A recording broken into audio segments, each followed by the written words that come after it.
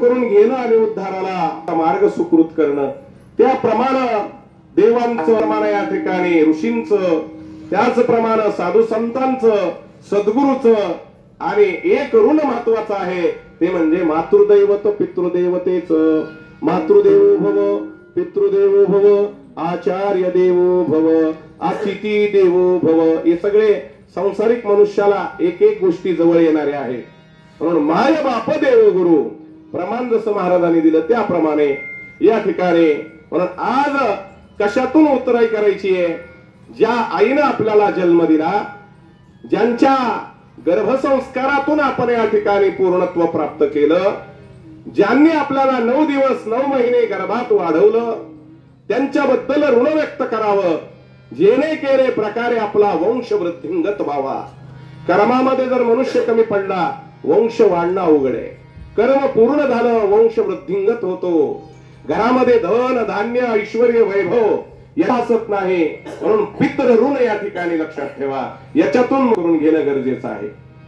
आणि पितृ ऋण याचा अर्थ हे मनुष्य जन्म जेव्हा एक एक गोष्टीतून उतराई व्हावी लागते. म्हणून तुकोबरायाने या ठिकाणी आपल्या जीवनात सांगितलं, माझ्या वडिलांना जे कर्म या ठिकाणी मला करायला लावलं त्याच्यात मी प्रवृत्त झालो आणि त्या कर्मानच या ठिकाणी जीवन व्यतीत करत राहिलो. म्हणून आजच्या दिवशी पूर्णत्व प्राप्त झालेला हा रूपकालंकारातून अभंग या ठिकाणी मी निवडलेला आहे. रूपकालंकार याचा अर्थ पूर्णत्व प्राप्त झालेलं आहे.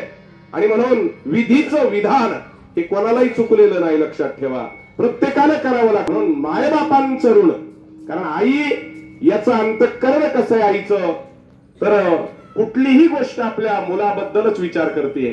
त्यामध्ये पतीला आपल्याला या ठिकाणी प्रेमानं पाहते. का बरं? तिच्याकडून या ठिकाणी पुत्राची अपेक्षा आहे. पत्नीला कोणाकडून? तर आपल्या या ठिकाणी पतीकडून. जेव्हा पुत्र संतान प्राप्ती होईल तेव्हा मुलगा मोठा झाल्यानंतर पतीपेक्षा मुलाकडे लक्ष जास्त असतं. जेणे केले प्रकारे त्याचा सन्मान तिच्या दृष्टीनं त्याने अवलोकन केला की त्यांना आनंद प्राप्त होत असतो. म्हणून लेकुराचे हित वाहे माऊलीचे चित्त ऐशी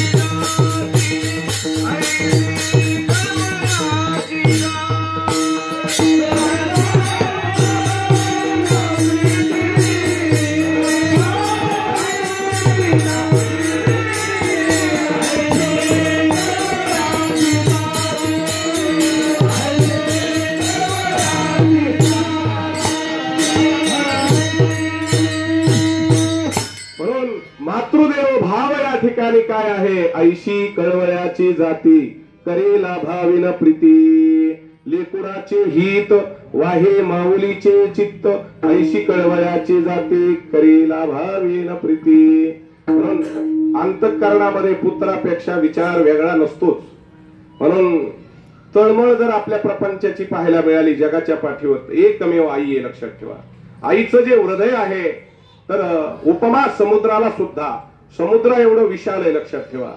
समुद्र सुद्धा लहान होईल पण आईचं हृदय विशाल आहे. त्याचं कारण आत्मवत या ठिकाणी प्रेमाचा वर्षाव करणार मूर्तिमंत स्वरूप जर जगाच्या पाठीवर कोणतं असेल तर आई, लक्षात ठेवा. म्हणून ही आई जेव्हा जन्म देते तेव्हा अंताच्या वेदना आहेत, लक्षात ठेवा. बाळ नाही तर बाळांत, अंत नाही तर बाळ, बाळ नाही तर अंत येणाऱ्याचे आहे. म्हणून काही काही वेळेला घडलेलं सुद्धा आहे तसं. काही वेळेला बाळ राहिलं पण आई राहिली नाही.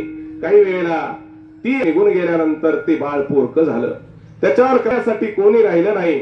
पण आता त्याला कोण जवळ घेईल, त्याला हृदयस्थ पाणा कोणाला फुटल, ठिकाणी दुधाची प्राप्ती करून देईल, ही अवस्था या व्यक्तीला या ठिकाणी प्राप्त होतीये. पण आई गेल्यानंतर जगाच्या पाठीवर फार सांभाळून राहायचं बरं का, लक्षात असू द्या. माग आणि पुढं कोणी राहिलेलं नसणार आहे. म्हणून आई हे एकमेव छत्र जे आहे ते मुलासाठी देवाकडे याचना करत असते, मागणी करत असते, आलेल्या अतिथाची पूजा करत असते, दान देत असते आणि त्यांच्याकडून आशीर्वाद प्राप्त करून घेते. केवळ माझा मुलगा सुखरूप असावा, त्याचा प्रपंच चांगला असावा, त्याला कुठल्या गोष्टीची कमतरता नसावी, हे आईचं अंतःकरण आहे. आणि म्हणून जन्म दिला, म्हणून ज्यांनी जन्म दिला म्हणून तर हे जग पाहायला मिळालं. त्या नियमाप्रमाणे मातृ